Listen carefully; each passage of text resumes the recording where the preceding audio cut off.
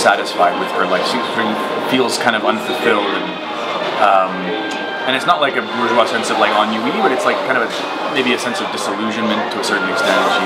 She works at a pharmacy, she's got a couple of teenage kids, and her husband's very overworked, and she lives in this cavernous home in the suburbs, and it's kind of asking herself like, is this my destination then, I guess?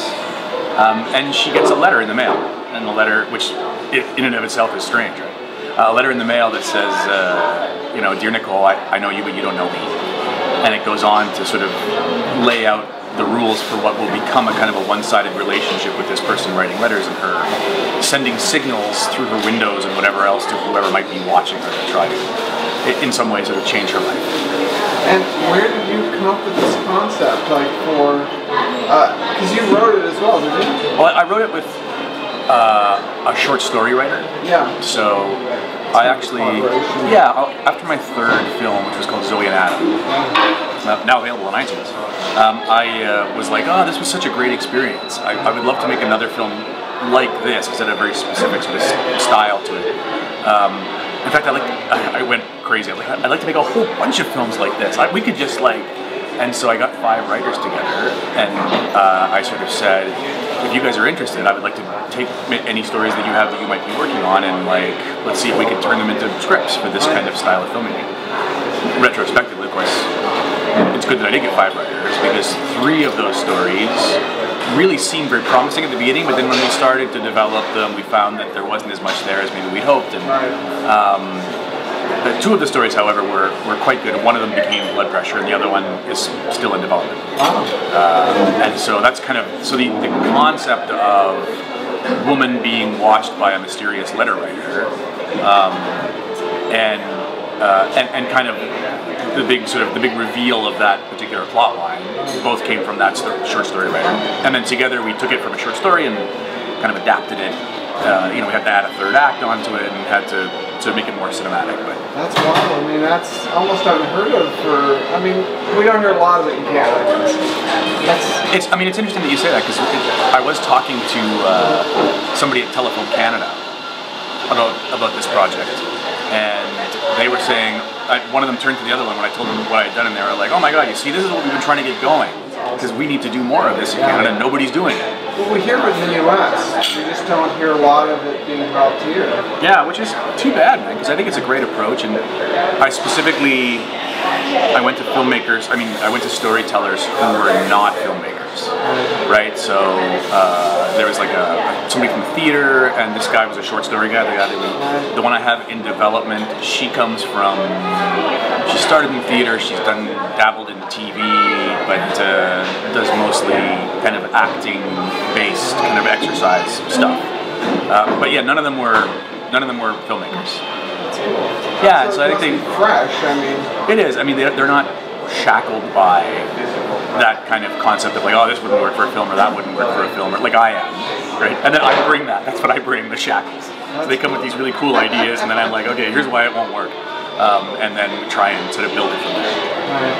So then, I mean, in terms of bringing this out, how much did you contribute to the story, and how much did they? Well, it was a real collaboration. So Bill, who's the writer of the original short story here, came with this short story, and even as a short story, I mean, it wasn't something that he had published, it was something that he was working on. So we first looked at it as a short story and sort of tried to fix it and change it and give him suggestions as a group, like all of us. And then it got to a place where it felt like a really strong short story, and then we sort of said, okay, how would we now turn it into a film? And for that process, we kind of pulled ourselves out of the group, and it was just Bill and I working on adapting this now kind of very shiny short story.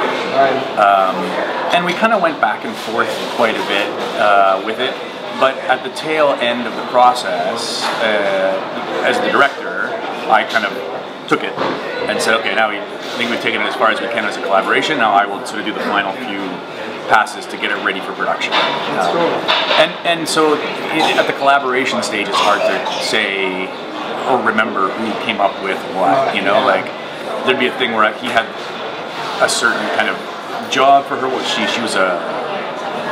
worked at an administration office of some kind, I can't remember what it was, and I was like, no, that's not going to work because we need to provide this and that.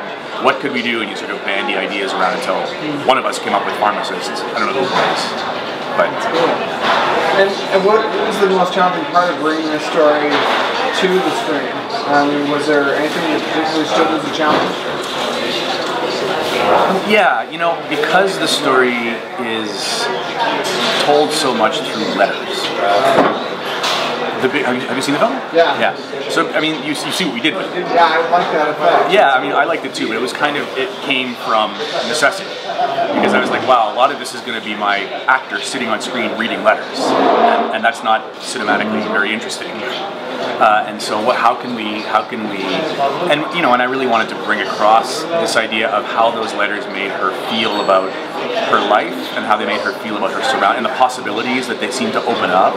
And so I really worked hard at creating this sense of when she opens this letter, kind of her room, her space is transformed and her place in that space is transformed. Well, what I find interesting about that is, I mean, a lot of the environments in the film are kind of stark, and so it lends itself to being able to drop text on the walls. But I mean, that also suits the film. I mean, which did it happen for? Were those rooms they just happen to work, or did they actually get picked because you wanted to be able to put them there? Yeah. So the idea of how I was going to play the text, you know, visually, that came up in pre-production, right? And so then it was a question of we'd go into these rooms that we were going to shoot in with our art department, and we'd sort of say, you know, for the scenes where stuff happens in this room, we should shoot this way, and so we want some pictures on the walls and some whatever else. But when she reads the letter, let's turn around, so just get everything off of that wall, so that it's a big blank piece of paper that I can write on, right? And so we kind of dress the sets and then shoot in such a way that, you know, and my camera guy was always like trying to get a nicer looking shot. I was like, no, back it up. I know it looks hideous right now, but it's going to be cool later. You'll see. Well, it's interesting too, though, because I think the kitchen is so stark it almost sells the blandness of her life, though, at least from my perspective. But seeing it, I mean, it works on both levels.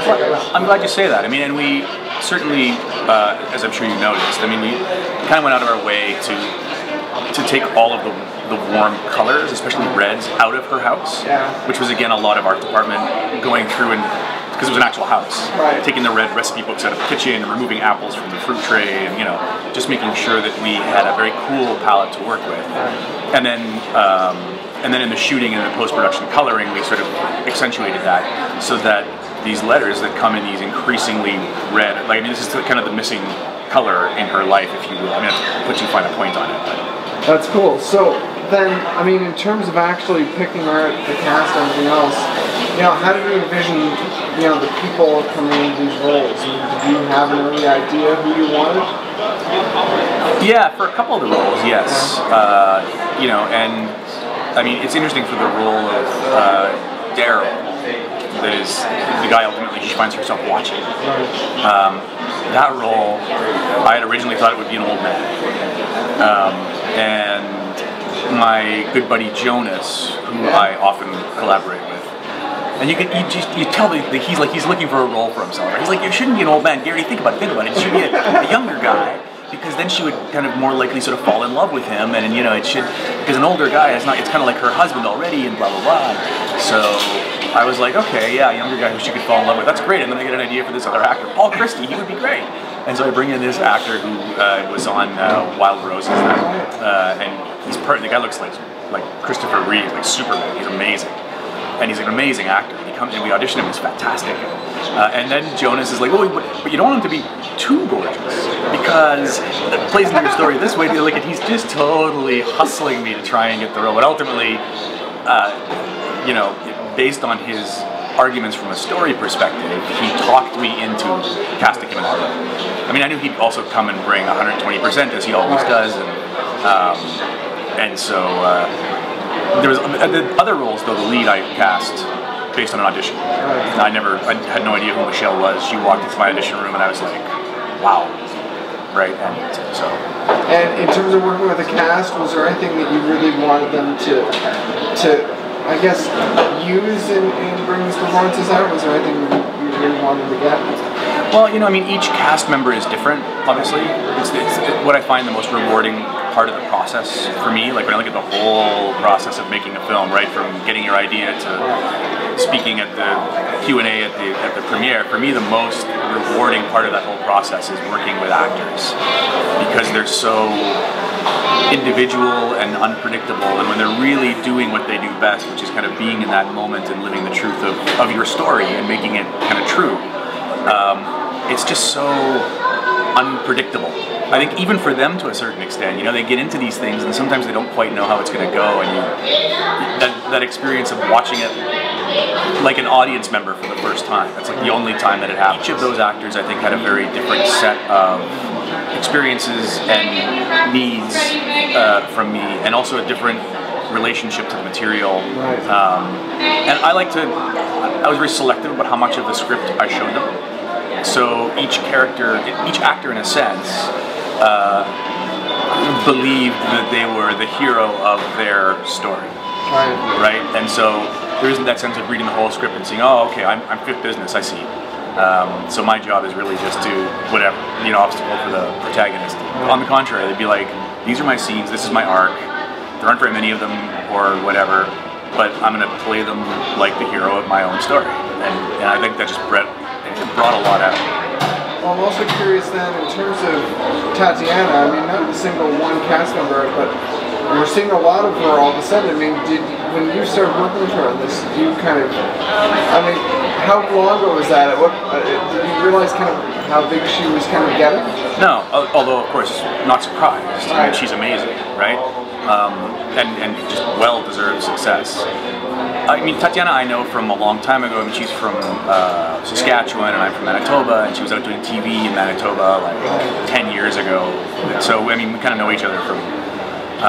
and yeah, I thought that she would be perfect in that role, and there was, I mean, and we just happened to fall between, she just finished something, and she had something else coming up like in 2 months. So it's one of those things where she just happened to be between gigs. Although, as it turns out, once we cast her, and we did a contract and everything, then she got cast in something else right away. And we had this one hilarious week, she's such a trooper, where she was shooting nights on this big bazillion-dollar American action thing. And then during the days she was coming to our tiny little low-budget set in Richmond Hill. So we would, you know, we'd work her all day, and at the end of the day there'd be a car waiting from the other show, and she would get in the car and she would go to this other set, and she would act all night, and then in the morning they would drive her back up to where we were shooting, and so she was sleeping between takes and like just using the shower at the locations and stuff, and it was amazing. That's amazing. That went on for a whole week. Because I was just on set with her for Orphan Black, so you know you kind of get a feeling for her dedication. Yeah, she's incredible. She was that dedicated. And I think what's really incredible about her in that sense, when I look back at those weeks, is that you would think that you're going to get a performance that's somewhat affected by the fact that she's dead tired, and like how do you focus when that? But she brings it, man. The camera's rolling, and she is right there. You know. Well, I guess the other thing I want to know is, I mean, in terms of, I guess, the mood of the film. I mean, how early did you know the kind of, I guess it's not dark, but I mean, it's certainly kind of, you know, it's quiet. I mean, at what point did you know you were going to bring that into this story, and, you know, that was going to help kind of, it almost invests you in her character for me. Yeah. So, was that an early decision? Oh yeah, I mean, you know, it's a story about a woman who reads letters. Right. So we know there's going to be a lot of silence in it. Right. And so and I'm really glad to hear that you reacted that way, because for us the challenge was always how do we bring the audience in closer? Like, I mean, if there's a relationship happening between her and her letters, right. It's like I always kind of think of it visually in terms of like if a scene's about me and you, we want the audience like sitting right here, right? Or sitting right here. But I mean, if it's between her and her letter, we want the audience like hovering in there. That's where we want them. And so how do we bring them in there? And then how does that change their relationship to her and her arc and her quest? So knowing that it would be a very quiet show, the challenge was how do we shoot it in a way, and how do we work with Michelle in a way that's going to really draw people in. In terms of filmmaker in Toronto and Ontario, I mean, what has the environment been like for you making these kind of films? Because, you know, the environment does seem to be changing. It does almost seem to be getting better for indie filmmakers, maybe. How's it? It's What's your experience? It's a big question. I'll tell you why. Because as I'm sure you know, I mean, I made my first 4 features in Winnipeg, which is where I'm from.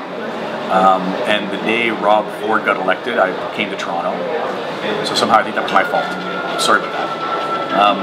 And I haven't been here a long time, and so I had to get an Ontario producer who was familiar with the low budget kind of scene here to sort of make this film with me. And he became sort of the lead producer and helped me connect with the independent scene. But I mean, the only thing I have to compare it to, whereas I think your question requires me to compare it to shooting other earlier films in Ontario, but all I can do is compare it to shooting in Manitoba. Yeah, sort of. And I found that to be actually much more difficult shooting here. Really? It's so much easier to shoot in Winnipeg. Interesting. And partly I think it's just because Toronto is it's a more jaded city. People have been shooting here longer. You know, I think there was probably a time back in the early 80s when people were like, oh, a film, is it ever cool? But now it's just like, you know, fuck, I'm gonna be late for work, another fucking film. and you know, I think there is a real sense of that here. Right. And so it's less welcoming. I don't want to paint it like it's not welcoming, because of course it is. But when you compare it to Winnipeg, it's a very different scene, you know. And I think it's a bigger city with a more spread out, disparate film community. You have indies and then massive production houses and then all these different pockets of people doing all these different things. Winnipeg, there's like it's one community, and everyone kind of does indie and big budget and both, and everyone's kind of scalable in that sense. Right. Whereas here, I had to sort of say, okay, who's in the indie, like who are the people in that community that I can work with? Right. Because obviously, if I go over to this community of the $30 million American runaway shows, then I'm not going to find anybody who will be able to work on my budget, and you know, they'll expect, I don't know, lobster at the craft services table or whatever they expect on their movies. Interesting. So, I mean, do you think it's changing in Canada in general? Do you think there's any changes in the environment? Well, I mean, one of the big changes, I think, is this, right? I mean, cameras like the 5D. And at the one point you say it's just a camera, but it's more than that, because a camera requires all sorts of peripherals and a crew of people to work with it, and you have to light in a certain way depending on what kind of camera you like. It's really a big part of your apparatus, the camera. The camera's the core of it, then it grows from there. And cameras like, you know, the 5D and like some of these sort of smaller red cams and stuff, like, they really make it easier to get great looking stuff with a smaller scaled down crew. And when you can scale down your whole unit, suddenly you can move faster, you can go to more interesting places. I think aesthetically it makes you more prone to take risks, which are more interesting, right? When you have a larger apparatus and more money, then it's obviously less, you know, less rewarding to take risks. Even compared to film too, I bet, because then you can't really play too much if you don't have the money for the stock. Right. You know, I mean, I found on blood pressure, where like in an 8-hour day, I would spend basically 7 hours working with my actors in front of the camera. Whereas on a bigger budget production, in a 10-hour day, I find I get 3 hours to work with my actors in front of the camera. You know, it's a really different style of filmmaking. Well, thank you very much. Oh, because